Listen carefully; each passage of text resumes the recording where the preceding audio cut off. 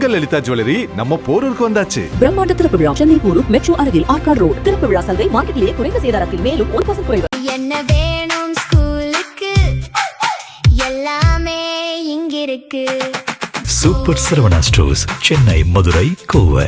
திமுகவோட அதிமுக கூட்டணி வைக்குது அப்படிங்கிறதெல்லாம் பழைய பஞ்சாங்கம். இப்போ புதுசாக திமுக பாஜக கூட்டணி ஏற்பட போகிறது அப்படிங்கிற தகவல் தான் இப்போ ட்ரெண்டில் இருக்குது.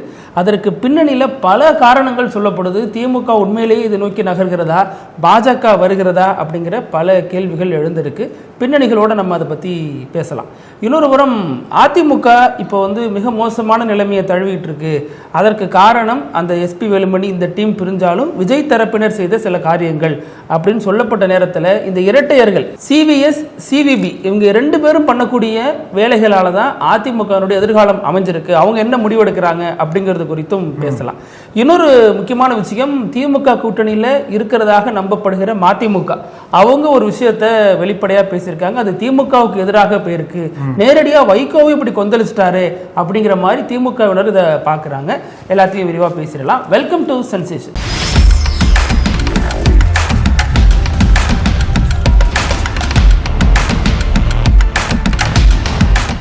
வணக்கம் பிருத்திவி. வணக்கம். முதல்ல திமுகவில் நடக்கக்கூடிய மாற்றங்கள்னா இன்னைக்கு தமிழ்நாடு முழுக்க பேசு பொருளாக மாறி இருக்கு. என்னென்ன மாற்றங்கள்னா, ஏற்கனவே ஸ்டாலின் தலைமையில் ஒரு ஆய்வுக்குழு அமைச்சாங்க இல்லையா, அந்த ஆய்வுக்குழுவோட அறிக்கைகள், ஆய்வுக்குழுவில் சொல்லப்படக்கூடிய செய்திகள் எல்லாமே ஸ்டாலினுக்கு நெகட்டிவாக போகுது போல் இருக்கு. ஏன்னா தோல்விக்கே திமுக தலைமையும் ஸ்டாலினுடைய மருமகன் தான் அப்படின்ற மாதிரி பல கட்டமாக நிர்வாகிகள்லாம் அந்த ஆய்வுக்குழுட்ட பல காரணங்கள் அடுக்கிக்கிட்டே போகிறாங்க. எப்படி கலைஞர் இருந்தபோது திமுக எப்படி இருந்தது, ஸ்டாலின் தலைமைக்கு வந்ததுக்கு அப்புறம் எப்படிலாம் தலைமை எட்டாக்கணியா எல்லாத்துக்கும் மாறி இருக்கு அப்படின்ற மாதிரி பல குமுறல்களை அவங்க கொட்டி தீர்த்திருக்காங்கன்னு தான் சொல்லணும். அதனால அந்த ஆய்வுக்குழு தரக்கூடிய அறிக்கையின்படி பல புதிய மாற்றங்களை, குறிப்பாக இளைஞர்களை அதிக அளவில் இழுக்கக்கூடிய வேலைகளை திமுக தலைமை ஆரம்பிச்சிருக்காங்க. அதை தொடர்ந்து தான் இப்போ ஜென்சி டிஎம்கே அப்படின்ற கூட்டம் கூட நடத்த போறாங்க போல் இருக்குன்னா, இல்ல நடத்துறதுக்கு இடம் பார்த்தாங்க, அங்க அனுமதி மறுத்தாங்க, அப்புறம் மறுபடியும் கூட்டம் நடந்துச்சு, அப்படிலாம் போயிட்டு இருக்கு. அதனால அந்த இளைஞர்களை அதிகமாக நம்ம கவரணுன்ற நோக்கத்தோட திமுகவில் கொஞ்சம் மாற்றம் தென்படுது. இன்னொரு மிக முக்கியமான மாற்றம் என்ன அப்படின்னா, தலைமையில ஒரு மிக முக்கியமான ஒரு நபர் அவரோட பதவியை விட்டு கொடுக்க போறார். யார் அப்படின்னா துரைமுருகன். துரைமுருகன் பொதுச் செயலாளர் இருக்கார் இல்லையா, அவருக்கு இந்த முறை சீட் கொடுத்ததே திமுகவில் பலரால் ஏற்றுக்கப்பட முடியல. ஏன்னா அவருக்கு ஏற்கனவே உடல்நல கோளாறுகள் அந்த மாதிரி பல பிரச்சனைகள் இருக்கிற போது போன முறையே ரொம்ப கஷ்டப்பட்டு தான் ஜெயிச்சார் 2021. மீண்டும் அதே காட்பாடி தொகுதியை துரைமுருகன் கொடுத்த போதே பலரும் எதிர்ப்பு தெரிவிச்சாங்க கட்சிக்குள்ளேயே. ஆனால் இந்த தேர்தலில் துரைமுருகன் 3ஆம் இடத்திற்கு தள்ளப்பட்டதுதான் ரொம்ப வேதனையாக இருந்தது கட்சிக்குள்ள. ஆனால் அவராலையும் பெருசாக செயல்பட முடியல, தொடர்ந்து கட்சி அலுவலகத்துக்கு வர மாட்டாரு, பெருசாக அரசியலில் ஈடுபாடு இல்லாமல் இருக்கிறதுனால அவரே பேசியிருக்கார் போல, சப்போர்ட்டர்ஸ் நான் பதவி வரைகிறேன்னு சொல்லிருக்கார் போல் இருக்கு. ஆனால் அவர் தலைவர் என்ன சொல்றாங்க அப்படின்னா, என்னோட பொதுச் செயலாளர் பதவி என்பது டிஆர் பாலுவுக்கு தான் போகணுன்ற மாதிரி அவர் கண்டிஷன் வச்சிருக்கார் போல. அந்த கண்டிஷனுக்கு பின்னணி என்னன்னு தெரியல. ஒருவேளை டிஆர் பாலுவுக்கு கொடுக்காம வேற யாருன்னா கொடுத்தீங்க அப்படின்னா நான் ராஜினாமா பண்ண மாட்டேன் அப்படின்றதுல கட்டட்டாயிட்டு இருக்கார் போல துரைமுருகன். அதுக்கு பின்னாடி என்னன்னு தெரியல. ஆனா இப்ப நீங்க சொல்றீங்கல்ல, முதல்ல ஒரு விஷயம் சொன்னீங்க, திமுகவினுடைய தோல்விக்கு ஸ்டாலினும் அவரது மருமகனும் தான் காரணம் அப்படிங்கிற ஒரு விஷயம் இன்னைக்கு பலராலும் பேசப்படுது. ஆனா இதை பேசுற பலரும் திமுகவினுடைய வெற்றிக்கு யார் காரணம்னு சொல்லணும்ல. 2019 நாடாளுமன்ற தேர்தல், 21 சட்டமன்ற தேர்தல், 24 நாடாளுமன்ற தேர்தல், 26 சட்டமன்ற தேர்தலில் தான் தோல்வியை தழுவிருக்காங்க. இதற்கு முன்னாடி 2017 இந்த கூட்டணி ஃபார்ம் ஆகுது. 2019 நாடாளுமன்ற தேர்தல், சட்டமன்ற தேர்தல், ஊரக உள்ளாட்சி தேர்தல், இது எல்லாத்திலுமே திமுக கை ஓங்கிதான் இருந்துச்சு. மிகப்பெரிய வெற்றி ஸ்வீப் பண்ணிட்டு இருந்தாங்க எல்லாத்திலுமே. அப்போ அந்த வெற்றிகளுக்கு யார் காரணம், அதை பத்தின விவாதங்களே இருக்காது. அது ஏதோ தானா வந்த மாதிரி ஒரு விஷயம் பேசுவாங்க. அப்போ எப்பவுமே வெற்றிக்கு பல பேர் உரிமை கொண்டாட வருவாங்க, தோல்வி அனாதை தான். அதைத்தான் இந்த விஷயமும் சொல்லுது. இப்ப இன்னைக்கு ஒரு மாப்பிள்ளையும் ஸ்டாலினும் தோல்விக்கு காரணம் அப்படின்னா, அப்ப அந்த வெற்றிகளுக்கு ஸ்டாலின் தானே காரணம், அந்த வெற்றிகளுக்கு இவர் தானே காரணமாக இருந்திருப்பாரு. திமுகவின் நம்பிக்கைப்படி அவர் மாப்பிள்ளை தான் பெண் நிறுவனம் வச்சிருக்காரு, வேலைகள் பார்க்கிறாரு அப்படின்னா அந்த வெற்றிக்கும் அவர் தான் காரணமாக இருந்திருக்க முடியும். அப்போ பிரசாந்த் கிஷோர் போன்றவர்கள்லாம் முன்னிலைப்படுத்தப்பட்டாங்க. அது ஒரு காரணம். அதை தாண்டி இந்த தேர்தலில் தோற்றதற்கான காரணம்ங்கிறது திமுகவினரே சிலர் உண்மைகளை ஏற்க மறுக்கிறாங்க அப்படிங்கிறது உண்மைதான். ஏன்னா வெறுமனே இன்ஸ்டாகிராம்னால வரக்கூடிய வெற்றி தோல்வி அப்படிங்கிறத தாண்டி களத்துல சில விஷயங்கள் வந்து திமுக ஒரு நல்ல இமேஜுக்காக சில வேலைகள் பார்த்தாங்க இல்லையா, அதுவே அவங்களுக்கு பேக் ஃபயர் ஆனதுதான் காரணமாக சொல்லப்படுது. என்னன்னா கட்ட பஞ்சாயத்து வந்து ஸ்டேஷன்ல போயிட்டு கட்ட பஞ்சாயத்து பண்ணாதீங்கன்னு சொன்னாங்க. கட்ட பஞ்சாயத்து யாரும் பண்ணல. அதே நேரம் பாதிக்கப்பட்ட கட்சி தொண்டனுக்காகவோ கட்சி தொண்டனுடைய தெரிந்த முகங்களுக்காகவோ சில விஷயங்களை ஸ்டேஷனுக்கு போறதை விட கட்சி தலைமை அனுமதிக்கல இப்படின்னு பல விஷயங்கள் அதுல இருக்கு. அது ஒரு பெரிய டிபேட். நம்ம பின்னாட்கள்ல திமுகவின் தோல்வி குறித்து இன்னும் விரிவா பேசலாம். அடுத்து நீங்க என்ன சொல்றீங்கன்னா திமுக கூட்டணிகள் இந்த முக்கியமான தலைவர்கள் இருக்காங்க இல்லையா, அவங்க எல்லாம் மாறுறாங்க அப்படின்னு சொல்றீங்க இல்லையா.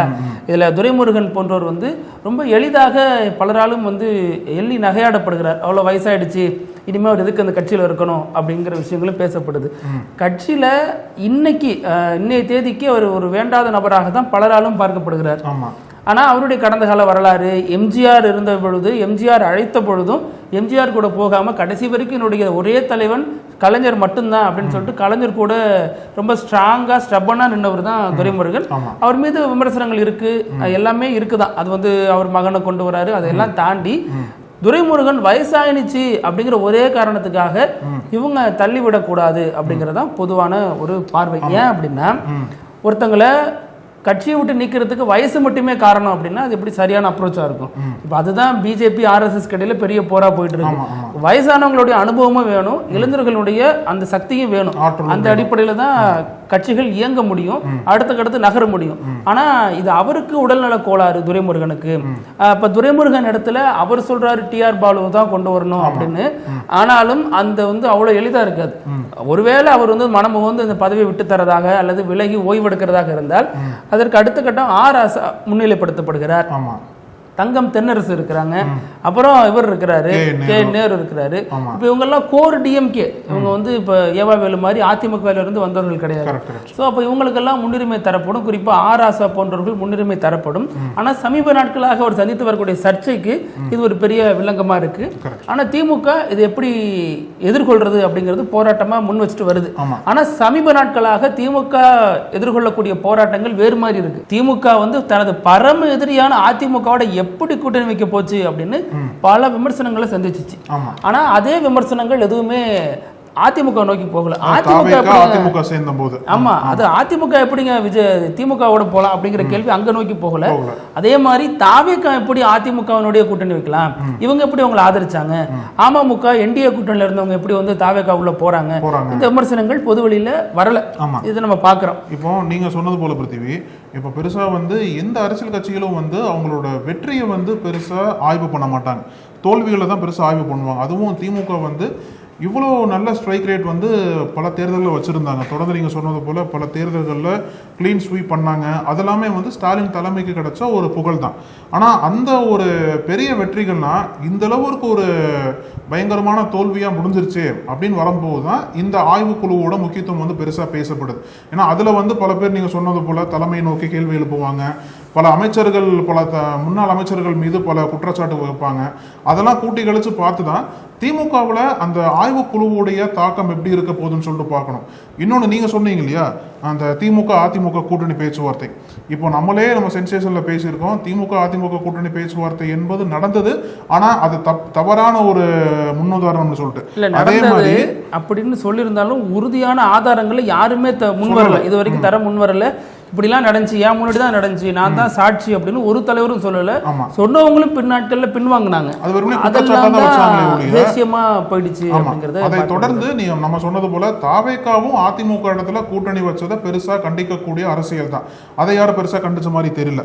இன்னொரு விஷயம், இப்போ தமிழ்நாட்டு மக்களுக்கே வந்து திமுக அதிமுகவோட சேர்றதே பிடிக்கல, அதனால திமுக மீது பயங்கரமான எதிர்ப்பெல்லாம் வந்த சமயத்துல இப்ப திமுகல இன்னொரு மாற்றம் நடக்க போகுதுன்னு சொல்றாங்க. அது வந்து ரொம்ப பயங்கரமா இருக்கும் போல. ஏன்னா அதிமுகவே கூட்டணி வச்சு தேவலான்னு இப்ப இவங்களே அப்படிதான் பேச போறேன். ஏன்னா திமுக வந்து பாஜகவை நோக்கி நகர்கிறதோ இல்ல பாஜக வந்து திமுகவை நோக்கி நகர்கிறதோ அப்படின்ற ஒரு கேள்விகள்லாம் பெருசா எழ ஆரம்பிச்சிருக்கேன். ஏன்னா இதுவரைக்கும் இத்தனை தேர்தல்கள்ல திமுக வந்து ஆன்டி பிஜேபி நரேட்டிவ் வச்சு தான் தமிழ்நாட்டில் வந்து பெருசாக ஜெயிச்சுட்டே வந்துட்டு இருந்தாங்க. இப்போ வந்து டிவிகே ஒரு ஸ்ட்ராங் ஃபோர்ஸாக வந்ததுக்கப்புறம் வந்த ஒரே தேர்தலில் வந்து அவங்கள்ட்ட இருந்து ஆட்சியை பறிச்சுட்டு போனதுக்கப்புறம் டிஎம்கேக்கும் சரி ஏடிஎம்கேக்கும் சரி பிஜேபிக்கும் தமிழ்நாட்டை பொலிட்டிக்கல் சர்வைவல் என்பது மிக முக்கியமான ஒரு விஷயமா படுது. அதுலேயும் குறிப்பாக டிஎம்கே பாஜக இடத்துல பேச்சுவார்த்தை நடத்த மாதிரி தெரியல இது வரைக்கும். ஆனா பாஜக வந்து அதற்கான முன்னேற்பாடுகளை பண்ண தொடங்கிட்டாங்க. அதற்கான பேச்சுவார்த்தைகளை பாஜக வந்து ஈடுபடுற மாதிரி பல சமயங்கள்லாம் தெரியுது. குறிப்பா எப்படி அப்படின்னா இதற்கு பல முன் உதாரணங்கள் இருக்கு இந்தியாவிலே பார்த்தீங்க அப்படின்னா. இப்போ நம்ம ஒடிசால இருந்தார்ல நவீன் பட்நாயக், பிஜு ஜனதா தள், அவரு பாஜகவோட கூட்டணி கிடையாது. ஆனா பாஜக கொண்டு வர பல மசோதாக்களுக்கு டெல்லியில இருக்கக்கூடிய அவரது எம்பிக்கள் வந்து சப்போர்ட் பண்ணுவாங்க. அது வந்து சைலண்ட் பிஜேபி மாதிரி தான் செயல்பட்டார் நவீன் பட்நாயக். அதெல்லாம் தோத்து போனார் ஒடிசால கடைசியில். அதே மாதிரி ஆந்திராவில் பார்த்தீங்க அப்படின்னா ஒய்எஸ்ஆர்சிபி ஜெகன்மோகன் ரெட்டி, அவரும் பாஜகவோட கூட்டணி கிடையாது. ஆனால் இருந்தாலும் பாஜகவோட பல மசோதாக்களுக்கு வந்து டெல்லியில் வந்து சப்போர்ட் பண்ணார். அந்த மாதிரி அவங்களோட தொடர்பு என்பது இருந்தது. அதே மாதிரி தான் பாஜக வந்து டிஎம்கேவை இன்வால்வ் பண்ணுறதுக்காண்டி பேச்சுவார்த்தை பண்ணிட்டு இருக்காங்க. டிஎம்கே வந்து டைரக்டா எங்களோட கூட்டணி வர வேண்டாம், ஆனால் அவங்களுக்கு வந்து 22 எம்பிக்கள் இருக்காங்க, லோக்சபாவில் இருக்காங்க இல்லையா, அவங்க வந்து சில பாஜக கொண்டு வர மசோதாக்களுக்கு ஆதரவு அளிக்கட்டும். அது மட்டும் இல்லாமல் அந்த ஜனாதிபதி தேர்தலாம் வரும் இல்லையா, அடுத்தாண்டு தேர்தல் வரப்போகுது. அந்த தேர்தலில் குடியரசுத் தலைவருக்கான தேர்தலில் திமுக எம்பிக்கள் பாஜகவுக்கு சப்போர்ட் பண்ணி நிற்கட்டும், திமுக வந்து கூட்டணிக்கு வர வேண்டாம், நம்ம இந்த மாதிரி டேர்ம்ஸ்ல இருக்கலாம்னு சொல்லிட்டு பாஜக தரப்பில் இருந்து ஒரு பேச்சுவார்த்தை ஆரம்பிச்சிருக்காங்க போல் இருக்கு. ஒருவேளை அந்த பேச்சுவார்த்தையை ஒத்துக்கிட்டு திமுக ஏதோ ஒரு வகையில சரின்னு சொன்னாங்க அப்படின்னா திமுகவுக்கு இன்னொரு வீழ்ச்சி என்பது காத்திருக்குன்னு தான் சொல்லணும். அதாவது இப்போ திமுக இதை வந்து பாஜகவோட கூட்டணி போறாங்களா இல்லையாங்கிற ஒரு தகவல் வந்து உறுதிப்படுத்தப்படாமலே ரொம்ப உறுதிப்படுத்தப்பட்ட மாதிரி பேசப்பட்டு. ஆமா, இதுல இப்ப நீங்க 2 விதமா பார்க்க வேண்டியதா இருக்கு. ஒண்ணு, திமுகவுக்கு இனிமே அரசியல் ரீதியான வாய்ப்புகள்லாம் என்னென்ன இருக்கு அப்படின்னு பார்க்கணும். இதனால் வரைக்கும் மதச்சார்பற்ற முற்போக்கு கூட்டணிங்கிற பேர்ல திமுகவோட அணி சேர்ந்து திமுக அதிகாரத்தில் இருந்த பொழுது உடனிருந்த யாருமே இப்ப திமுகவோட இல்ல, எல்லாருமே விஜய் நோக்கி நகர்ந்துட்டாங்க. அப்ப திமுகவினுடைய அரசியல் அடுத்து என்ன செய்யறது அப்படிங்கிறது ஒரு கேள்விக்குறியா இருக்கு. அப்போ இந்த நேரத்துல திமுக தனித்து விடப்பட்டிருக்கு. அப்போ நம்ம வந்து மக்கள்கிட்ட போனோம், மக்கள் நம்மளை பெரிய அளவுல முதல்வருங்கிற அளவு கொண்டு போய் வைக்கல. நிறைய திட்டங்கள் கொண்டு வந்தோம், பெரியார் சொன்னோம், எல்லாரையும் சொன்னோம், பாஜக எதிர்ப்பு அரசியல் பண்ணோம். அப்ப இந்த பாஜக எதிர்ப்பு அரசியல்ங்கிறது இங்க எடுபடல, விஜய் எதிர்ப்பு அரசியல் நோக்கி நகரணும் அப்படின்னா நம்ம பாஜகவோட கூட்டணி சேர்ந்துக்கிட்டா என்ன அப்படின்னு ஒரு பேச்சுவார்த்தை ரொம்ப ப்ரீ மெச்சூரா தான் இருக்கு. அது ஒன்றும் அடுத்த கட்டத்துக்கு போன மாதிரிலாம் தெரியல. ஆனா இதுல இன்னொன்னு கவனிக்கணும். இப்ப நீங்க சொன்ன மாதிரியே நம்ம வந்து கடந்த கால பல வரலாறுகளை நம்ம எடுத்து பார்க்கலாம். சமீபத்திய வரலாறு அதிமுக வரைக்கும் வச்சுக்கலாம். பாஜகவுடன் சேர்ந்த கட்சிகளோட நிலைமை எல்லாம் என்ன ஆச்சு, அதை தெரிந்து கொண்ட ஒரு கட்சி பாஜகவோட கூட்டணி வைக்குமா அப்படிங்கிறது ஒரு பெரிய கேள்விதான். இன்னொன்னு, காங்கிரஸோட சேர்ந்த கட்சிகள்லாம் என்னாச்சு அப்படிங்கிறது ஒரு கேள்விதான். ஒரே சம்பந்தம் இதுல வந்து காங்கிரஸ் வேற பாஜக வேற பிரிச்சு பார்க்க முடியாது. காங்கிரஸ் யாரோடலாம் கூட்டணி வச்சாங்களோ எல்லாருமே இன்னைக்கு கதறிட்டு இருக்காங்க, இன்க்ளூடிங் திமுக உட்பட. அது மாதிரி பாஜக யாரோடலாம் கூட்டணி வச்சாங்களோ எல்லாருமே செதஞ்சு போயிட்டாங்க, கட்சியே செதஞ்சிடுச்சு. அது அடுத்த கட்டத்துக்கு போகுது. அப்ப திமுக தெரிந்தே பாஜகவோட கூட்டணி வைக்குமா? ஏன்னா திமுக இந்த சூழ்நிலை அமையாம இந்த கூட்டணி வச்சுட்டாங்க அப்படின்னா அது இன்னொரு பின்னடைவை நீங்க சொல்ற மாதிரி சந்திக்கிறதுக்கான வாய்ப்புகள் அதிகம். ஆனா நமக்கே இது புரியும் பொழுது திமுக தெரிந்தே இந்த விஷப்பரட்சியை பண்ணுமா அப்படிங்கிறது ஒரு கேள்விக்குறியா இருக்கு. ஏன்னா ஆல்ரெடி திமுக மிகப்பெரிய ஒரு நெருக்கடிக்கும் சிக்கலுக்கும் உள்ளாயிட்டு இருக்கிற காலகட்டத்தில் பாஜகவோட கூட்டணி வைக்கிறது அப்படிங்கிறது சாத்தியமாக இருக்குமா, அது வந்து ஏற்றுக்கொள்ளப்படுமா அப்படிங்கிறது ஒரு கேள்விக்குறி. இப்போ விரக்தியில் இருக்கக்கூடிய ஒரு சில தலைவர்கள் இதை நோக்கி சிந்திக்கிறதாகவும் இதை நோக்கி பேசுறதாகவும் சில தகவல்கள் வருது. ஆனா அதை திமுக தலைமை தான் கடைசியா ஒத்துக்கணும். இப்ப திமுக அதிமுக கூட்டணி அப்படின்னா ஸ்டாலினும் எடப்பாடி சந்திச்சு பேசிக்கல, கூட்டணி வைப்போன்னு சொல்லல. அடுத்தடுத்த கட்ட தலைவர்கள் பேசியதாக தகவல்கள் சொல்லப்பட்டுச்சு. இது தகவல்களின் காலம் போருக்கு, செய்திகளின் காலமே இருக்கான்னு எனக்கு தெரியல. சோ அந்த தகவல்களின் அடிப்படையில தான் பல பத்திரிகையாளர்கள் செய்தியை வெளியிட்டோம்னா அது வந்து ஒரு அரசியல்ல ஒரு ஹீட்டை கலப்புது. அதுக்கப்புறம் அந்த விஷயம் அப்படியே தள்ளி போடப்படுது, அப்படியே அது ஆஃப் ஆயிடுச்சு. இப்போ அதே மாதிரி பாஜகவோட திமுக கூட்டணி வைக்குது அப்படின்னா பாஜகவை தாவேக்கா என்ன அளவுல எதிர்க்குது, அதை பத்தி ஏன் அந்த பேச்சே இல்ல? பாஜக இப்ப ஏன் தமிழ்நாட்டுல பேசு பொருளா இல்ல? பாஜக கடந்த காலங்களில் திருமாவளவன் RSS செல்ல பிள்ளை விஜய்ன்னு சொன்னாரு. RSS ஒரிஜினல் பிள்ளை பாஜகவோட திமுக கூட்டணி வச்சுட்டா தவறா? செல்ல பிள்ளையோட திருமாவளவன் கூட்டணி வைப்பார் அப்படின்னா மிகப்பெரிய ஜனநாயக சக்தியாக விசிக விளங்குது, சனாதனத்துக்கு எதிராக குரல் கொடுக்குது, நேரடியாக பாஜகவையும் RSSையும் அதோட கோர்லையும் போயிட்டு அடிக்கக்கூடிய ஒரு இயக்கமாக விசிக இருக்கு. அந்த விசிக தனது கடந்த கால விமர்சனமா வச்சது RSS பிள்ளை விஜய். அப்போ ஒரிஜினல் RSS பிள்ளையா இருக்கிறது பாஜக. அப்ப அந்த பாஜகவோட திமுக கூட்டணி வைக்கிறது தவறா? திருமாவளவனே விஜய் கூட கூட்டணி வைக்கும் பொழுது அப்ப இந்த கேள்விகள் வரத்தானே செய்யும். கேள்விகள் வரும், அது நிச்சயமா தவறு தான் திமுகவுக்கு தெரியும். இல்ல அப்ப திருமாவளவன் நிலைப்பாடு என்ன, அது வந்து என்ன ஜஸ்டிஃபை பண்ணாரு? ஜஸ்டிபிகேஷனே கொடுக்காம தேர்தலுக்கு முன்னாடி ஆர்எஸ்எஸ் பிள்ளைன்னு சொல்லிட்டு விஜய் விமர்சிப்பாரு, தேர்தலுக்கு பின்னாடி அதே ஆர்எஸ்எஸ் பிள்ளையோட கூட்டணி வைப்பார் அப்படின்னா அந்த தவறை இன்னொரு இயக்கம் செய்யும் பொழுது மட்டும் அது தவறாயிடுமா அப்படிங்கிற ஒரு கேள்வி இருக்கு. திமுகவை நியாயப்படுத்துறோம் அல்லது வேற விஷயங்கள் அதுல கிடையாது. நம்ம நடந்த ஃபேக்டை வச்சுதான் நம்ம இப்ப ஒப்பிட்டு பேச வேண்டியது. ஆனா இதுல வந்து திருமாவளவனோட முடிவை இன்னும் வந்து எல்லா விவாதத்தையும் தான் பண்ணிருக்காங்க. அது சரியா தவறான்றதே நம்ம இன்னும் வர முடியல அந்த முடிவுக்கு. ஏன்னா ஒரு பக்கம் வந்து தொடர்ந்து திருமா வந்து பல இடங்கள்ல மாறி மாறி பேசுறது எல்லாமே வந்து சர்ச்சையாக தான் போய் முடிஞ்சுட்டு இருக்கப்போ திருமா போன்ற ஒரு தலைவரே வந்து இந்த அளவுக்கு சர்ச்சையான முடிவை எடுத்தார் அப்படின்னா திருமாவுக்கு தலைமையா, அதாவது திருமாவோட கட்சி கூட்டணி வகித்த அந்த கூட்டணிக்கு தலைமையா இருந்த திமுக இந்த ஒரு முடிவை எடுக்குமா? ஏன்னா இந்த ஈக்குவேஷனை பயன்படுத்தி திருமா மட்டும் போற நாங்க போன என்ன தவறு கேட்கறது. திமுக எடுக்காம இருக்கணும்னா இவங்க எல்லாம் திமுகவோட இருந்தாங்களா அப்படிங்கிற கேள்வி இருக்குல்ல. நீ கெட்டு போ, அதாவது ஒண்ணு உன் நம்பி இனிமே பலன் இல்லை, நீ எப்படியோ இருந்துட்டு போ, நான் சேஃப்டியா கரையேறிக்கிறேன் அப்படின்னு போயிட்டு நீங்க கரையேறினதுக்கு பிறகு குளத்துல தத்தளிச்சுட்டு இருக்க வந்துட்டா நீ இப்படி எல்லாம் தத்தளி அப்படி தத்தளின்னு சொல்றது அது எப்படின்னு கேட்கிறேன். ஆனா இதுல இன்னொரு முக்கியமான கேள்வி என்னன்னா, இந்த கூட்டணி கட்சிகள் எல்லாம் இருக்கிறதுனால திமுக பாஜக எதிர்ப்பு இல்லை. திமுக பாஜக எதிர்ப்பு இருக்க போய் தான் இந்த கூட்டணி கட்சியில் வந்தாங்க திமுகவோட. திமுகவோட கோர் பேஸ் அதே எதிர்ப்புல தானே இருக்காங்க, அப்படியே விட்டு போனாங்க அப்படிங்கிற கேள்வி இருக்குல்ல. கேள்வி இருக்கு. ஆனா அவங்க வந்து என்னன்னா அது அதிகாரம் வந்துருச்சு. திமுகவுக்கு வந்து பல தேர்தல்கள தோல்வியை பார்த்தாங்க, வெற்றிகளை பார்த்தாங்க. அரசியலை பொறுத்த வரைக்கும் அதிகாரம் மட்டும்தான் முக்கியமான ஒரு விஷயமா இருக்கு. இந்த தேர்தல் பொறுத்த அதிகாரம் தான், கொள்கையில அங்க பேச்சே கிடையாது நமக்கு. அப்போ அந்த அதிகாரத்தை நோக்கி தான் நகரணும் அப்படிங்கிறப்ப இந்த கட்சிகள் காம்ப்ரமைஸை நோக்கி நகருதா அப்படிங்கிற கேள்வி வருது. இதுல நம்ம அடுத்த கட்டமா பார்க்கணும்னா அழகு அதனோட ஒரு பாயிண்ட் முடிச்சிட பிருத்திவி. நீங்க சொன்னீங்க இல்லையா விஷ பரீட்சை, அது வந்து சரியான வார்த்தையா நான் பார்க்கிறேன் திமுகவுக்கு.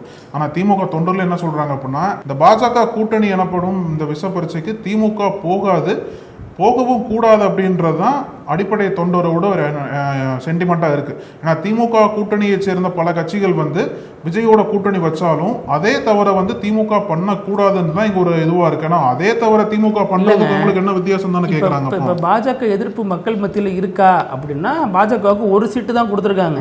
ஆனா பாஜகவை நேரடியாக விமர்சிக்காத விஜய்க்கு தானே ஆட்சியை கொடுத்திருக்காங்க. இது வரைக்கும் பாஜக மீது மிக கடுமையான விமர்சனத்தை எங்கேயுமே விஜய் வச்சதில்லை. இப்போ வரைக்கும் முதல்வரான பிறகும் கூட அவர் வந்து தமிழ் தாய் வாழ்த்த பாட அனுமதிங்க அப்படின்னு தான் போய் பிரதமர் கேட்கிறாரு. அப்போ அது ஒர்க் அவுட் ஆகுதோ அப்படின்னு தானே திமுக வந்து ஆலோசனை பண்ணும். இன்னமும் நம்ம ஏன் வீம்பா பிடிச்சிட்டு பாஜக எதிர்க்கணும் அப்படிங்கிற இடத்தை நோக்கி திமுக நகர்ந்துடுச்சோ அப்படிங்கிற ஒரு சந்தேகம் இருக்கு. இதுதான் திமுக இருக்கக்கூடிய மிக கடினமாக காலகட்டம் பார்க்கலாம் நம்ம. ஏன்னா நம்ம கேட்கிற பல கேள்விகளுமே வந்து லாஜிக்கா இருக்கும். ஏன்னா இப்போ விசிகாங்க போறாங்க அப்படின்னா நம்ம ஏன் போக கூடாது அப்படின்ற ஒரு கொஸ்டினை வந்து திமுக எழுப்புனாங்க அப்படின்னா விசிகா பண்ண தவறுக்கே அவங்களால பதில் சொல்ல முடியல. இப்ப தொடர்ந்து கூட்டு இருப்பாங்களானே தெரியல. இதுவரைக்கும் ஒவ்வொரு ஆண்டுமா வந்து பாஜக எதிர்ப்பு 5 வருஷமா கண்டிப்பா ஆதரவு கொடுப்போம் அப்படின்னு சொல்லியிருக்காரு. ஆனா திமுகவோட ஒவ்வொரு ஆண்டுகளா திமுக எதனால செதுக்கப்பட்டது அப்படின்னா ஆன்டி பிஜேபி அப்படின்ற செங்கலை கொண்டுதான் கலைஞரும் சரி, கலைஞர் கூட்டணி வச்சார் அப்புறம் தோத்து போனதெல்லாம் வேற விஷயம். இப்போ ஆன்டி பிஜேபி அப்படின்ற ஒரு கொள்கையை கொண்டு வந்தா திமுக வந்து பல இடங்கள்ல இந்த இந்தியா கூட்டணி கட்டமைச்சதாகட்டும், ராகுல் காந்தியை முன்மொழிஞ்சதாகட்டும், பல இடங்கள்ல பிரச்சாரம் பண்ணதாகட்டும் எல்லாமே பிஜேபிக்கு அகைன்ஸ்டா பண்ணதான். இப்போ ஒரே நைட்ல வந்து திமுக வந்து பாஜகவோட கூட்டணி வச்சிடலாம் அப்படின்னு சொல்லும் போது அது திமுகவுக்கு எப்படி முடியும்னு சொல்லிட்டு அவங்களுக்கே தெரியும். அதனால வந்து அந்த விஷ பரீட்சையை எடுக்க மாட்டாங்க. ராகுல் காந்தியை திமுக விட்டுட்டு போறாரு அப்படின்னா திமுகவுக்கு வேற என்ன ஆப்ஷன் இருக்கு? தேசிய அளவுல தன்னை முன்னிலைப்படுத்திக் கொள்றதுக்கு, தேசிய அளவுல ஒரு அரசியல் பண்றதுக்கு, தேசிய அளவுல ஒரு லாபி பண்றதுக்கு திமுகவுக்கான வாய்ப்பாக என்ன இருக்கு பார்க்கணும். இதுலதான் திமுகவினுடைய உண்மையான தலைமைத்துவம் என்ன அப்படிங்கிறது தெரிய வரும். இதை தாண்டி நம்ம பேசணும் அப்படின்னா இடைத்தேர்தல் வந்து முக்கியமான விஷயமா இருக்கு. 5 தொகுதியில் இடைத்தேர்தல் நடக்க போகிறது. திருச்சி கிழக்கு உட்பட நாளை மறுநாள் விஜய் திருச்சி கிழக்குக்கு போக போகிறார். அங்கதான் முதல் முறையா வெற்றிக்கு பிறகு அந்த பதவியேற்பு விழா அன்னைக்கு பேசின விஜய் பிறகு இங்கதான் பேச போகிறார். என்ன விதமான அரசியலை பேச போகிறார், யாரை பற்றி என்ன பேச போகிறார் எதிர்பார்ப்பு எழுந்திருக்கு. அதை தாண்டி இந்த இடைத்தேர்தல்கள்ல தாவேக்கா நிக்க போறது உறுதியாயிடுச்சு. 5 தொகுதியில் நாம தான் ஜெயிக்க போறோம் அப்படின்னு அவங்களுக்கு ஒரு அதீத நம்பிக்கை இருக்கு. திமுக எப்படியாச்சும் பதிலடி கொடுக்கணும், இந்த 5லையும் நம்ம வந்து ஜெயிச்சு காமிச்சோம்னா தான் நம்ம யாருங்கிறது தெரியும் அப்படின்னு அவங்களுக்கு ஒரு திடமான ஒரு மனநிலை இருக்கு. அதிமுக தயக்கம் காட்டுகிறது. இதுல இறங்கணுமா, நம்ம இறங்கினா ஜெயிக்க முடியுமா? ஏன்னா கடந்த இடைத்தேர்தல் விக்கிரவாண்டியா இருக்கலாம், ஈரோடு கிழக்கா இருக்கலாம், அதை அதிமுக புறக்கணிச்சிருக்கு. அதே மாதிரி இந்த தேர்தல்கள்லையும் நிக்கிறதுக்கு அதிமுக விரும்பல. காரணம் உட்கட்சி பிரச்சனை, உட்கட்சி நிறைய குழப்படி. இது மத்தியில் நம்ம நிக்கணுமா, நின்று தோல்வி அடைஞ்சிட்டோம்னா இன்னும் எதிர்காலம் கேள்விக்குறியாயிருக்கு அப்படிங்கிற ஒரு தயக்கம் அதிமுகவுக்கு இருக்கு. அதனால இப்போ திமுக விசஸ் தாவேக்கா கூட்டணிகளுக்கு இடையிலான ஒரு இடைத்தேர்தலாக தான் இது பார்க்கப்படுதுன்னு சொல்றாங்க. அதை நீங்க சொன்னது போல திமுக வந்து தாவேகா கூட்டணியில் அப்படி தான் சொல்லணும்னு நினைக்கிறேன். ஆமா. ஏன்னா தாவேகா கூட்டணியோட தான் களம் இறங்குறாங்க. அதனால கூட்டணிகளுக்கு தாவேகா விட்டு கொடுப்பாங்களா இல்ல தாவேகா அவங்களோட வேட்பாளரை போட, ஆனா எனக்கு தெரிஞ்சு அவங்களோட வேட்பாளர் தான் போடுவாங்க. ஏன்னா தாவேகாவுக்கு அசம்பிளியில் ஸ்ட்ரென்த் வேணும். இல்ல சொல்லி தானே ரிசைன் பண்ணிருக்காங்க. அதான் சொல்லியிருக்காங்க. கேட்பாங்கல்ல. அதனால தாவேகா வேட்பாளர் தான் நிச்சயமா அங்க போட்டி போட போறாங்கிறது உறுதியா தெரியுது. ஆனா ஆப்போனன்ட் எதிரணி வந்து யாரு போட போறாங்க? ஒருவேளை அதிமுக புறக்கணிக்க போறாங்களா இல்ல திமுக புறக்கணிக்க போறாங்க? திமுக புறக்கணிக்க மாட்டாங்கன்னு நினைக்கிறேன். அதிமுக மேபி எடப்பாடி பழனிசாமி முன்னாடி புறக்கணிச்சு வரலாறுல இருக்கு, மேபி அவரும் புறக்கணிக்கலாம். ஆனா திமுக நிச்சயமா இந்த இடைத்தேர்தல் நிச்சயமா போட்டி போடுவாங்க. அது வெற்றியோ தோல்வியோ ஏதோ ஒரு வகையில இந்த ஒரு தேர்தலில் டிவிகேக்கு ஒரு டஃப் ஃபைட் கொடுப்பாங்க. அந்த டஃப் ஃபைட்ல தான் வந்து எப்படி வந்து டிவிகே கூட்டணி கட்சிகள் திமுக தலைமையை கண்டிச்சு பேச போறாங்க அப்படின்ற பல எதிர்பார்ப்புலாம் மக்கள்கிட்ட இருக்கு. நான் திருமாலாம் வந்து பேசுவார், வன்னியரசு வந்து பேசுவார், கம்யூனிஸ்டுகள்லாம் வந்து திமுகவுக்கு எதிராக என்னென்ன மாதிரிலாம் பேசுவாங்க. ஏன்னா கொஞ்சம் மாசத்துக்கு முன்னாடி அவங்களோட கூட்டணியில் பயணிச்சவங்க தான். இப்போ திடீர்னு திமுகவுக்கு எதிராக அவங்க பேசும்போது மக்கள் எப்படி ரிசீவ் பண்ணுவாங்கன்னு ஒரு கேள்வி இருக்குல்ல. அதுக்காண்டி ஒருவேளை அவங்க வராமையே கூட இருக்கலாம். விஜய் வந்து நானே போயிட்டு வந்துடுறேன்னு சொல்லிட்டு கூட சொல்லலாம். அது வந்து எப்படி நடக்க போகுதுன்னு தெரியல கிரவுண்ட்ல. ஆமா. இப்போ இன்னொரு விஷயம் பார்த்தோம் அப்படின்னா, இந்த இரட்டை சகோதரர்கள் சிவிபி சிவிஎஸ் இவங்க என்ன செய்ய போறாங்கங்கிற ஒரு கேள்வி தூக்கிக்கிட்டே நிற்குது. ஒரு தெளிவான விடை கிடைக்காம. விஜயபாஸ்கர் திமுக எல்லாம் இரட்டை தான் போல, இரட்டையில இருந்து இரட்டை சகோதரர் எல்லாம். ஆமா, எல்லாம் இரட்டை தான் ஜெயலலிதா காலத்துக்கு பிறகு. இதுல ஜெயலலிதா இருந்த பொழுது இரட்டை அதிகாரம் தான், சசிகலா ஜெயலலிதா அப்படின்னு. இப்போ இதில் பார்த்தோம் அப்படின்னா, இப்போ விஜயபாஸ்கர் வந்து தொகுதி மக்களை சந்தித்து ஆலோசனை கேட்குறாரு. ஆனால் இதே விஜயபாஸ்கர் அதிமுகலேருந்து ஒரு துண்டா நாங்கள் பிரிய போகிறோம், நாங்கள் பிரிஞ்சு போயிட்டு விஜய்க்கு ஆதரவு அளிக்க போகிறோம், அது உங்களுக்கு ஓகேவா மக்களே அப்படின்னு அவங்கள்ட்ட ஆதரவு கேட்கல. இப்போ பிரிஞ்சு எடப்பாடி பழனிசாமி கிரீன் சிக்னல் தராததுனால, விஜயும் கிரீன் சிக்னல் தராததுனால ஒரு குழப்பத்தில் இருந்து மக்கள்கிட்ட ஆலோசனை கேட்குறாரு. ஆனால் இவருடைய கடந்த கால வரலாறு பெரிய மூட்டையாக முதுகுல சுமக்கிறதுனால தாவேக்கா நம்மளை சேர்த்துக்குமா அல்லது தாவேக்கா இவரை சேர்த்துக்கலாமா அப்படிங்கிற ஒரு ஆலோசனை ரெண்டு பக்கமும் போயிட்டு இருக்கு. உதாரணத்துக்கு சொல்லுங்க, எனக்கு ஒரு கேள்வி பத்தி சொல்லுங்க. விஜயபாஸ்கர் மேல மட்டும் அவ்வளவு புகார் இருக்கு, தாவேக்கல சேர்ந்தாங்க அதிமுக எம்எல்ஏக்கெல்லாம் அவங்கள புகாரே கிடையாது. அந்த புகார்ல தாவேக்கா தூக்கி சுமக்காதா? செங்கோட்டையன் மேல புகார் இல்லையா? இல்ல, அது எதுவுமே லைம்லைட்ல செங்கோட்டையன் புகார் வந்து கேஸ் முடிச்சு வச்சுட்டாங்க. கூப்பா கிருஷ்ணன் மேல கடந்த காலத்துல இருந்திருக்கு. இப்ப கரண்டா யார் மேலேயும் பெரிய அளவுல விமர்சனம் இல்ல அப்படிங்கிறது ஒரு இதா இருக்கு. இப்ப இவர் வந்து குட்கா அதையும் தாண்டி ஒரு வழக்கு மத்திய அரசு கையில இருக்கு. எனி டைம் மத்திய அரசினுடைய கோபத்தை சம்பாதிக்கலாம். விஜயனுடைய அரசியல் இந்த 15-20 நாள் பாத்தீங்கன்னா மத்திய அரசை பகச்சிக்காம பட்டும் படாம தான் அரசியல் பண்றாரு. காங்கிரஸே அதுக்காக தியாகம் பண்ண தயாராயிட்டார். காங்கிரஸ் சந்திக்கிறதுல இன்னொரு ஆங்கிள் பாத்தீங்கன்னா, காங்கிரஸ் அதாவது ஸ்டாலின் தோத்ததுக்கு ராகுல் வருத்தம் சொல்லி ட்வீட் போடலன்னு எந்த அளவுக்கு நினைக்கிறோமோ அதே அளவுக்கு விஜய் ஜெயிச்சதுக்கு சோனியா காந்தி ட்வீட் போடல. நம்ம அதையும் பார்க்கணும். விஜய் வந்து ஜெயிச்சதை விட விஜய் கட்சியில 2 அமைச்சர்கள் காங்கிரஸ் சார்பாக பங்கேற்கிறாங்க இல்லையா, 59 வருஷத்துக்கு பிறகு, அதற்கு கூட மகிழ்ச்சியாக சோனியா காந்தி ஒரு பதிவு போடல. ஏன்னா அவங்களுக்கு இந்த கூட்டணியில ஓப்பில்லை அப்படிங்கறதான் தகவலா இருக்கு. அதையும் தாண்டி பார்த்தோம்னா மக்கள்கிட்ட வந்து நன்றி கூட்டம்லாம் கேட்கல, ஆலோசனை எல்லாம் கேட்கல. அவர் டைரக்டா பிரச்சாரத்தில் இறங்கிட்டார். நான் ரிசைன் பண்ண போறேன், நீங்க ஆதரவு கொடுங்க அப்படிங்கிற மாதிரி அடுத்த கட்டத்துக்கு போயிட்டாரு. ஆனா தாவேக்கா அண்ணன் சேர்த்துக்குதா அப்படிங்கிற ஒரு பிரச்சனை இருக்கு. நேத்து பேசின மாதிரி, ஆமா நேத்து பேசின மாதிரி திமுகவை நோக்கி அவர் போறதுக்கு வாய்ப்பு கம்மி தான், ரொம்ப 10% தான் இருக்கு அப்படிங்கறத நம்ம பார்க்க முடியுது.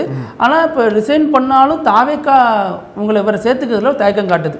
அதே மாதிரி ஆல்ரெடி இவர் சிவி சண்முகம் இருக்கார் இல்லையா, அவர் கட்சியோட அலுவலகத்தை பூட்டி சாவியை எடப்பாடி கையிலே கொடுத்துட்டாரு. நான் ரிசைன் பண்ண போறேன், நான் எந்த கட்சியிலையும் சேரல, ஒட்டுமொத்தமா அரசியலேருந்து நான் விலகிறேன், அந்த அளவுக்கு ஒரு மனநிலை போயிடுச்சு. ஏன்னா எடப்பாடியும் அவருக்குமான தனிப்பட்ட யூகோவா அது மாறிடுச்சு.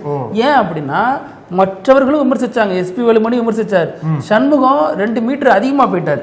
என்ன சொன்னாருன்னா, அதிமுக திமுக கூட்டணி அமைக்க எடப்பாடி பழனிசாமி பேசினாரு, சத்தியம் பண்ணி சொல்றேன், என் பிள்ளை மேல சத்தியம் பண்றேன், அவர் பிள்ளை மேல சத்தியம் பண்ணுங்கன்னதுதான் எடப்பாடிக்கு அவரோட ஈகோவை தூண்டி விட்டுடுச்சு. வேலுமணி பேச பக்கத்துல ஆமா, அதாவது நாளைக்கு எது வேணா நடக்கலாம்னு சொல்லிட்டு அவருக்கு தெரிஞ்சிருக்கும். ஆமா ஆமா, அவர் பின்னாடி நம்பி போறது தயக்கமா இருந்துச்சு. சோ அதனால ரொம்ப சுதாரிப்பா அவங்க இருந்துட்டாங்க. இவரு உணர்ச்சி வசப்பட்டு இத்தனை ஆண்டு காலம் அடக்கி வச்சு எல்லாத்தையும் பேசிட்டார். அதுதான் எடப்பாடிக்கு டென்ஷன் ஆயிடுச்சு. பாருங்க, இத்தனை நாள் இவ்வளவு வன்மத்தை வச்சுட்டு தான் நம்ம கூட இருந்திருக்காரு. இதே மாதிரிதான் ஓபிஎஸ்க்கு சொன்னார். சோ இதே மாதிரி இனிமே வந்து அவரா மன்னிப்பு கடிதம் கேட்டு வந்தா நான் ஏத்துக்கிறேன், இல்லைன்னா ஏத்துக்க மாட்டேன். அந்த ஒரு ஈகோல நான் ஏன் உன்ட்ட மன்னிப்பு கடிதம் கேட்கணும் அப்படின்னு அவருக்கு ஒரு ஈகோ. இந்த சைடு விஜயபாஸ்கர் தன்னை எடப்பாடி மதிக்கிறது இல்லைன்னு அவருக்கு ஒரு கோபம். நேற்று சொன்ன மாதிரி புதுக்கோட்டையில் 6 தொகுதினா 3 பிஜேபிக்கு தள்ளி விட்டாரு, என்ன கேட்கறதே இல்லை அப்படின்னு சொல்லிட்டு இவர் 2 பேரும் தோக்கடிச்சு அதெல்லாம் வந்து உள்ளுக்குள்ள பெரிய புகைச்சலா போயிட்டு இருக்கு. இப்ப 2 பேருமே ராஜினாமா முடிவு நோக்கி நகர்றாங்கன்னு தெரியுது. அதற்கப்புறம் எங்க போறாங்க அப்படிங்கிறது. விராலிமலையில் ஏதோ ஒரு கோயில்ல வந்து தாவேக அமைச்சர் பர்வேஸ் இருக்காருல்ல, அவரும் விஜயபாஸ்கர் சேர்ந்து தேர்ல எழுத்துட்டு போனாங்க. ஆமா, அப்ப 2 பேரும் சேர்ந்து பேசிக்கிட்டாங்க. ஆமா. அப்பயே ஒரு ஹிண்ட் தெரிஞ்சது, என்ன இவ்வளவு ஏதோ பேசிக்கிறாங்களே, முன்னாடி பேசி வச்சு தாவேக்கால சேர போறாருன்னா பேசப்பட்டது. ஆனா என்ன முடிவுன்னு சொல்லிட்டு தெளிவா தெரியல நமக்கு இன்னும். இல்லை பர்வேஷ் அவர் வந்து நீங்கள் திமுக அமைச்சரோட அதிமுக எம்எல்ஏ ஒருத்தர் போய் உடம்பிடிச்சு இழுப்பாரா தேர? இழுத்தது கிடையாது கடந்த காலங்களில், இழுக்கவும் முடியாது ஜெயலலிதா அவருடைய ஆளுமை கீழே. அப்போ இப்போ பண்ணுறாங்க அப்படின்னா அதை நோக்கி அவர் நகருகிறார். அதிமுக தேவையில்லை. ஏன்னா ரிப்போர்ட்டர் பகத்சிங்கிட்ட பேசுகிறப்ப என்ன சொல்கிறாருன்னா, இது நாள் வரைக்கும் அவர் வந்து ஜெயலலிதா எம்ஜிஆர்லாம் பேசிட்டு எடப்பாடி பெயரை தான் வந்து புறக்கணிச்சாரு. இப்போ ஜெயலலிதா எம்ஜிஆரையும் புறக்கணிக்கிறாரு, கட்சி சின்னத்தையும் புறக்கணிக்கிறாரு, அதை பற்றிலாம் பேசுறது இல்லைங்கிற ஒரு புது தகவலை சொல்கிறாரு. இது அடுத்த கட்டத்தை நோக்கி நகருது அப்படின்னு தான் நம்ம பார்க்க. அதாவது தாவேக்க ஆட்சி எனும் தேர விஜயபாஸ்கர் சேர்த்து இழுக்கிறார். ஆமா அப்படிதான் இழுக்க ரெடியா இருக்கு. அடுத்து பார்த்தோம்னா தொடர்ந்து மதிமுக மீது திமுகவினர் சிலர் இணையதளங்களில் கடுமையான விமர்சனத்தை முன்வைக்கிறதும், அதற்கு மதிமுக உங்க கூட இருக்கிறது நாங்க மட்டும்தான், நீங்க எங்களையே சந்தேகப்பட்டு எங்களையே விமர்சிக்கிறீங்க, இது நியாயமா அப்படின்னு அவங்களும் பதிலடி கொடுக்கறதுமா சமூக வலைதளங்கள்ல அது போயிட்டு இருக்கு. இப்ப அடுத்த கட்டமா மதிமுக பொதுச் செயலாளர் வைகோ ஒரு கருத்தை சொல்றாரு. இந்த குதிரை பேரம்லாம் பத்தி பேசுறீங்க, எனக்கு அதுல உடன்பாடு இல்லை, அதே நேரம் நான் அவங்களை ஆதரிக்கலைன்னு பட்டும் படாம சொல்லிட்டு 2006 காலகட்டத்தில் என் கூட நின்று ஜெயிச்ச கம்பம் ராமகிருஷ்ணன் அவர் வந்து மதிமுகவில் பம்பரத்தில் நின்று ஜெயிச்சாரு. நான் அவருக்காக பிரச்சாரம் பண்ண தெரு தெருவா ஊர் ஊரா போயிட்டு அவரை 2009 நீங்க சேர்த்துக்கிட்டீங்க, அதாவது திமுக சேர்த்துக்கிடுச்சு, இடைத்தேர்தலில் நிக்க வச்சு வெற்றி பெற்றாங்க. அதே மாதிரி அனிதா ராதாகிருஷ்ணன் அந்த காலகட்டத்தில் தான் வந்து சேர்றாரு. அப்ப இதெல்லாம் எப்படி நம்ம எடுத்துக்கிறது? அவங்க அன்னைக்கு என்ன செஞ்சாங்களோ அதை இன்னைக்கு இவங்க செய்யறாங்க, இதுல தப்பு சரியெல்லாம் எதுவும் இல்லை அப்படிங்கிற மாதிரி அவர் ஒரு விமர்சனத்தை ஜெனரலைஸ் பண்றாரு. ஆமா, அதாவது ஜெனரலைஸ் பண்றாருங்கிற தாண்டி தாவேகாவுக்கு ஆதரவான நிலைப்பாட்டை எடுக்கிறாராங்கிற ஒரு கேள்வி வருது. அப்போ இதோடு சேர்ந்து சில விஷயங்களை பார்க்க வேண்டியதா இருக்கு. நம்பிக்கை வாக்கெடுப்புல 2 மதிமுக சார்ந்த உதயசூரன் நின்ற வேட்பாளர்கள் பங்கேற்கல. அடுத்து பொது வேட்பாளராக எம்பியாக வைகோவை முன்னிறுத்தணும் அப்படின்னு செங்கல்பட்டு மதிமுக சார்பாக தீர்மானம் போடப்படுது. விஜய் சந்தித்த நிர்மலா சீதாராமன் என்னைக்கு மத்திய அமைச்சர் சந்திக்கிறாரோ அன்னைக்கே துரை வைகோவும் அவங்கள சந்திக்கிறாரு. இதுவும் ஒரு விஷயமா இருக்கு. இப்போ வைகோ நேரடியாக இப்படி ஒரு கருத்தை சொல்றாரு இல்லையா, இது நேரடியாக திமுக அட்டாக் பண்ற ஒரு கருத்து தான். அவர் நேரடியா அப்படி வெளிப்படுத்தல அப்படின்னாலும் அன்னைக்கு நீங்க அதை பண்ணீங்க, இன்னைக்கு உங்களுக்கு அது திரும்புது அப்படிங்கிறது தான் இவர் சொல்றாருன்னு புரிஞ்சுக்க முடியும். அப்ப என்ன பண்ணுவாரு அப்படின்னா 2 எம்எல்ஏ ராஜினாமா பண்ணிட்டு தாவேக்கால சேர போறாங்க. அதானே அது என்னன்னு தெரியல. ஏன்னா அவங்க அதை நோக்கி நகர்ந்துருவாங்களா? ஏன்னா அப்ப அடிக்கடி சொல்றாரு நாங்க திமுக கூட்டணியில தான் இருப்போம் அப்படிங்கிறாரு. சில நேரங்களில் தாவேக்கா விமர்சிக்கிறாரு. இப்ப மீண்டும் வந்து திமுக விமர்சிக்கிற அளவுக்கு இப்ப இத்தனை ஆண்டு காலம் கூட்டணியில் இருந்தப்ப வைகோ ஒரு முறை கூட இப்படி ஒரு விமர்சனத்தை வச்சதில்லை. இப்ப இந்த நேரத்தில் வைக்கிறாரு அப்படின்னா ஒரு சந்தேகம் வரத்தானே செய்யும். இதற்கு முன்னாடி ஒரு ஓபிஎஸ் பத்தி குறை சொன்னாரு, அதிமுக கூட்டணி பத்தி சொன்னாரு, ஜெயலலிதா தன்னை நடத்திய விதத்தை பத்தி சொன்னாரு, எல்லாத்தையும் சொன்னார். ஆனா ஒரு முறை கூட திமுக கூட்டணியில இப்படி நான் அவமதிக்கப்பட்டேன் அப்படிங்கறத ஊடகமா கூட ஒரு எங்கேயும் சொல்லாத வைகோ இப்ப சொல்றாரு அப்படின்னா இந்த கூட்டணியை விட்டு அவரும் எக்ஸிட் ஆகிறதுக்கான நேரம் வந்துடுச்சு அப்படிங்கிறத தனது தொண்டர்களுக்கு உணர்த்துறார் அப்படிங்கிறத நம்ம புரிஞ்சுக்க வேண்டியது. பார்க்கலாம், அதிமுகவில் இருந்து தொடர்ந்து பல பேர் இழுக்கக்கூடிய தாவேகா இந்த முறை திமுகவில் இருந்தே அங்க போய் சேர போறாங்களா அப்படின்ற பல விஷயங்கள்லாம் நம்ம விவாதத்தில் இருக்கு. கிரிக்கெட்டுக்கு ஆள் பிடிப்போம்ல, எனக்கு அழகு உனக்கு பிருத்திவி அப்படிங்கிற மாதிரி 2 பேரும் பேசி எடுத்து போயிடலாம். இவ்வளவு பிரச்சனை வேண்டாம், நம்ம மீடியாவும் பதட்டத்தில் இருக்க வேண்டாம். அடுத்த கரெக்ட் தான். இப்போ வந்து நம்ம வீடியோவோட இறுதி பகுதி வினோத செய்தி. இதுல முக்கியமான விஷயம் என்ன அப்படின்னா பிருத்திவி, இளைஞர்களுக்கு இப்ப வேலை கிடைக்கிறது ரொம்ப கஷ்டமா இருக்கு இல்லையா? அதுவும் இப்ப ஏன் ரொம்ப கஷ்டமா இருக்கு அப்படின்னா அந்த ஏஐ எல்லாம் வந்துச்சு இல்ல, ஏஐ எல்லாம் வந்து என்ட்ரி லெவல் ஜாப்ஸ் எல்லாம் ஏஐ பண்ணிடுறதுனால அந்த ஃப்ரெஷர்ஸ்க்கு வந்து கூடிய அந்த அளவுக்கு வேகமா வேலை கிடைக்கிறது இல்லை. நிறைய பேர் கஷ்டப்படுறாங்க. இது இந்தியாவில் மட்டும் கிடையாது. ஃப்ரெஷரா இருக்கிறப்போ உனக்கு என்ன அனுபவம்னு கேட்பாங்க. ஆமா, அனுபவம் இன்னும் ரொம்ப அனுபவமா இருக்கு, நாங்க ஃப்ரெஷர் தான் எடுக்கிறோம், எப்பதான் வேலை கொடுப்பீங்க, வேலை தரமாட்டோம், அது எல்லா விதத்துலயும் சொல்லுவோங்கிற மாதிரி சொல்லுவாங்க. இது வந்து இந்தியாவில் மட்டும் இல்ல, பல இடங்கள்ல பல நாடுகள் அந்த சிக்கல் என்பது எல்லாத்துக்குமே இருக்கு. இப்போ என்ன இருக்கு அப்படின்னா இதுல முக்கியமான விஷயம் என்ன அப்படின்னா அந்த அடோபி கேள்விப்பட்டிருப்பீங்களா? அடோபி சிஸ்டம்ஸ், அவங்க வந்து அந்த போட்டோ எடிட் பண்றது அதெல்லாமே வந்து அவங்க தான் உலக முழுக்கவே அவங்க தான் பிரபலமான நிறுவனம். அந்த போட்டோ எடிட்டிங் சாஃப்ட்வேர்லாம் அவங்க தான் இது பண்ணியிருக்காங்க. அந்த அடோபி நிறுவனத்தோட டைரக்டர் இருக்கார். அவரோட டைரக்டரோட படம் எடுப்பாரா டைரக்டர்? போட்டோ எடிட்லாம் சொல்றீங்களா? அந்த டைரக்டரோட மகன் இருக்கார்ல, அவருக்கு வேலை கேட்டு இவர் லிங்க்டின்ல பதிவு பண்ணிருக்காரு. அதாவது அடோபி நிறுவனத்தோட டைரக்டர் என் மகனுக்கு என்ன வேலை இருந்தா சொல்லுங்க அப்படின்ட்டு லிங்க்டின்ல பதிவு போடுறவங்க போயிருக்கு. ஏன் அப்படின்னா அந்த அந்த பையனுக்கு கேம்பஸ் இன்டர்வியூல வேலை கிடைச்சிருக்கு போல, ஆனா கடைசியில வேலை கைக்கூடி வரல. அது மட்டும் இல்லாம இவர் டைரக்டரா இருக்காருல, நம்ம கேள்வி வரும், என்ன இவரே டைரக்டரா இருக்காரு, இவரோட கம்பெனி வேலை போட்டு கொடுக்கலாமேன்னு கேள்வி வரும், அசிஸ்டன்ட் டைரக்டர் வச்சு போட்டு கொடுக்கலாமே அப்படின்ட்டு. ஆனா அங்க என்ன சொல்றாங்க அப்படின்னா, அப்படி அந்த கம்பெனி சட்ட விதிகள் படி அந்த மாதிரி பண்ண முடியாதுன்னு சொல்லிட்டு ஒரு தடை இருக்கிறதுனால உழைக்க தெரியாது. ஆமா, நம்ம இவரு இந்தியாவுல இவரு அந்த நிறுவனத்தோட தலைவராக இருந்துகிட்டே லிங்க்டின்ல போஸ்ட் போடுறாரு, என் மகனுக்கு என்ன வேலை இருந்தா போட்டு கொடுங்க அப்படின்ட்டு மற்ற நிறுவனங்கள்ட்ட கேட்டுறாரு. அப்போ அதான் சொல்லுவாங்கல்ல, அந்த அந்த தலைவருக்கே இப்படி பிரச்சனை அப்படின்னா ஊழியர்கள் பிரச்சனைனா யார்கிட்ட போய் இது பண்ணுவாங்கன்னு சொல்லுவாங்கல்ல, அது மாதிரி தான் அவங்களே வந்து வேலைக்கு திண்டாட்டமா எவ்வளவு கஷ்டப்படுறாங்க அப்படின்றதான் வந்து வினோதம் பார்க்கப்படுது. அதான் பாருங்க, இவங்க அப்பாவுக்கு அப்பா பையனுக்காக ரெஃபர் கேட்கிறாரு, யார்ட்டாச்சும் வேலை கொடுங்கன்னு சொல்லிட்டு. கொஞ்சம் வினோதமா தான் இருக்கு, இவ்வளவு பெரிய நபர் சொல்றதுங்கிறது கேட்கறப்ப வினோதமா தான் இருக்கு. பேசுவோம், இதே மாதிரி பல செய்திகளோட மீண்டும் சந்திக்கலாம். நன்றி அழகு. தொடர்ந்து பேசலாம் பத்தி. நன்றி. நக்கீரன் டிவிக்கு சப்ஸ்கிரைப் செய்யுங்கள். உங்கள் ஆதரவே எங்கள் பலம். ஆசிரியர்களுக்கு நண்பனாகவும் மாணவர்களுக்கு ஆசானாகவும் திகழும் தேர்வு வழிகாட்டி. ஒவ்வொரு பாடத்திற்கும் அனுபவமிக்க ஆசிரியர்களின் துல்லியமான தெளிவான விடைகள். CNC இருக்கு, தேர்வு பயம் எதற்கு? இது தீரன் பப்ளிஷிங் ஹவுஸ் விற்பனை வெளியீடு.